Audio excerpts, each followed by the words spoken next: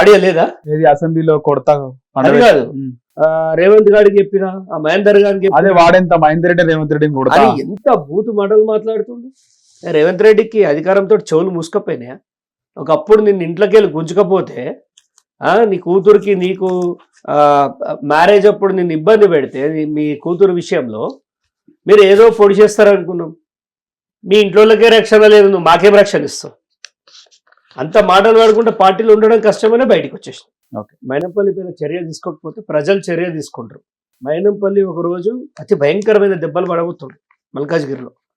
నేను మల్కాజ్గిరిని కాదు కదా, కాదు అయినా చెప్తున్నా, ప్రజలు తిరగబడతారు, ఖచ్చితంగా పడతారు, ఖచ్చితంగా పడతారు. మైనంపల్లి పైన తిరగబడతారా లేక మైనంపల్లి మల్కాజ్గిరి వదిలేసి సిద్దిపేట పోటీ చేస్తారా? పోటీ చేస్తే ఇంకా మల్కాజ్గిరి వాళ్ళ కంటే డేంజర్ మా దగ్గర. తోమి అవతలు నొక్కుతారు. ఈయన ఏముందండి, ఈయనకి ఏం తెలుసు? సిద్దిపేటలో డబ్బులుంటే అన్ని కావమ్మా, డబ్బులుంటే అన్ని కావు. నీతోటి ఏది కాదు సిద్దిపేటలో. నేను ఇక్కడ కథం పట్టించేస్తారు మల్కాజ్గిరిలో. నన్ను అడిగితే ఆంధ్రపై పాలిటిక్స్ చేసుకోవాలి. ఈయన మన చంద్రబాబు నాయుడిని అరెస్ట్ చేస్తే వీధులలో పడి ఉరికిండు కదా, అదే చంద్రబాబు నాయుడు కాలు పట్టుకొని టికెట్ తెచ్చుకోవాలి వాడ. తెలంగాణ బైకాట్ మైనంపల్లి ఇన్ తెలంగాణ అని తొందరలో స్టార్ట్ అవుతుంది తెలంగాణ. ఖచ్చితంగా ఒక విషయం అయితే చెప్తా, అంటే ఆంధ్రాలో మినిస్టర్లు కానీ తెలంగాణలో మినిస్టర్ కానీ కొంతమందిని గుర్తుపట్టరు ఇప్పటికీ. కొద్దిమంది మినిస్టర్లు ప్రజలు స్టేట్ వైడ్ గుర్తుపట్టరు. కానీ మైనంపల్లి హనుమంతరావు అని మొత్తం 2 తెలుగు రాష్ట్రాలు గుర్తుపడతాయి. ఏం చెప్తారు దీని మీద? మా సిద్దిపేటది మీరు తీసుకొని రండి కెమెరా, ఫలానా విలేజ్ పోదాం, చిన్నకోడు రా, ఇంకొక దగ్గర ఫోటోనే చూపిస్తాం, అయ్యా కొడుకుంది, గుర్తుపట్టరంటారా? పడితే నువ్వే చెప్పు ఆన్సర్ నాకు. ఎవరికి తెలుసు అండి ఈ సోషల్ మీడియాలో ఆ బండెక్కి చిల్లరగాల లెక్క డాన్స్ చేసాడు తప్ప ఎవరికి తెలుసు? ఇదే చప్రిగాలకు ఫేమస్ అంతే. ప్రజలకు రైతులకు అసలు ఈయనకు ఫార్మింగ్ ఎట్లా చేస్తారు అడగండి, నేను చూద్దాం. ఎవరికి తెలిసిందే? ఓ సబ్జెక్టు జీరో, ఒక ఉర్రుడు వాడిని విని నేను బ్యాడ్మింటన్లో తోపురా, నువ్వు ఏమన్నా జాతికి అవార్డ్స్ తీసుకొచ్చినాను తోపు అయితే. దానికి తగ్గట్టు ఒక ఇమ్మెచ్యూర్డ్ లెక్క ఒట్లు వేసుకుంటుంటాడు. ఆయన వేసుకునే కాక పక్కన నాశనం చేస్తాడు, నువ్వు కూడా వేసుకోవా అంటాడు. ఒక లో క్లాస్ బిహేవియర్ అది. నీ మాటే శాసనం అయిపోవాలి. ఒట్లెత్త తప్ప నమ్మలేని దుస్థితిలో నువ్వు ఉన్నావంటే అంటే నీ దరిద్రమైందో నీకు అర్థమైపోయింది. ఇక ఈసారి నేను చెప్తున్నా, ఒట్టేసి చెప్తున్నా, మల్కాజ్గిరిలో ఈ జీవితంలో గెలవాడు. ఇంకా టికెట్ కూడా రాదు ఆయనకి. సిద్దిపేటకి పోటీ చేస్తా అని చెప్పి సిద్దిపేట మేము లేమా? నేను లేనా? నేను ఇడిపోతా, నువ్వు రా బిడ్డ. నీ 5,000 ఓట్లు దాటైంది. కాంగ్రెస్ నుంచి పోటీ చేసిన ఎవరు?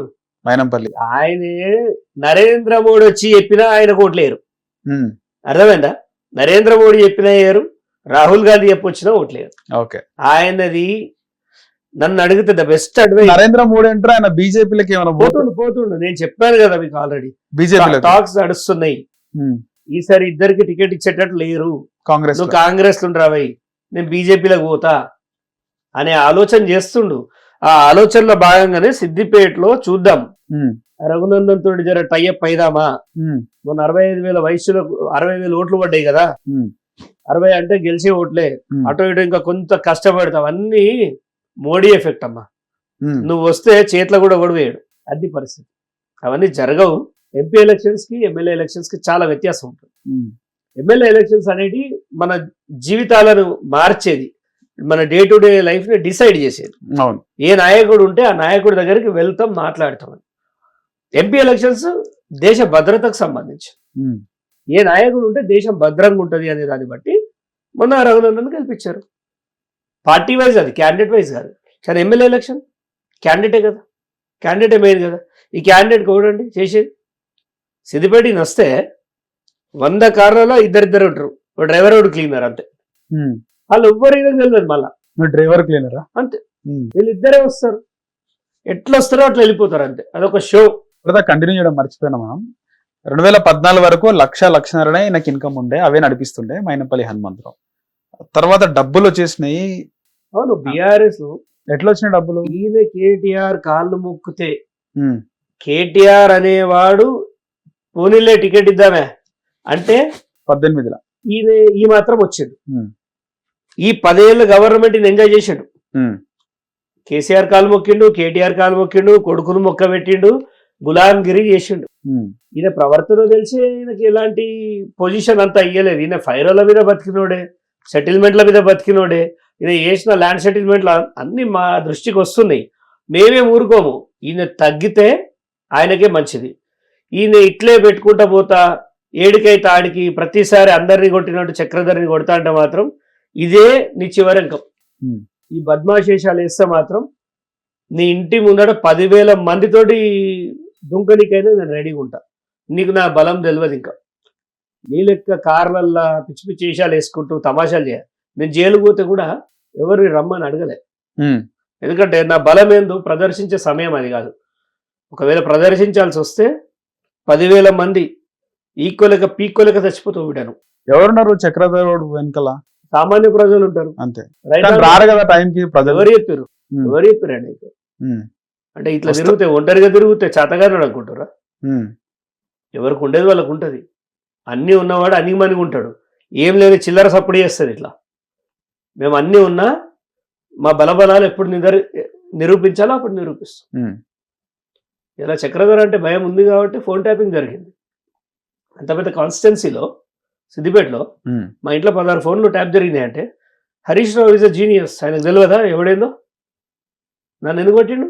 చక్రధర్ ఉంటారోడే కదా. మరి చక్రధర్ వ్యవస్థని ఎందుకు ట్రేస్ చేయాలనుకున్నాడు? He know very well. వీళ్ళ లెక్క కాదు. ఈయన చదివిందే ఇంటారు మన మైనంపల్లి హనుమంతరావు. ఆయన మాట్లాడే ఇంగ్లీష్ అదంతా చూసే నాకు అర్థమైపోయింది. ఇదంతా ఉత్తిదే, ఇది ఫారిన్ రిటర్న్ అంటాడు. కానీ ఈయన ఫారిన్ లో కూడా స్కామ్లు అవి ఇవి ఉన్నాయి. ఫారెన్ లో బీబీఏ చేసిండు.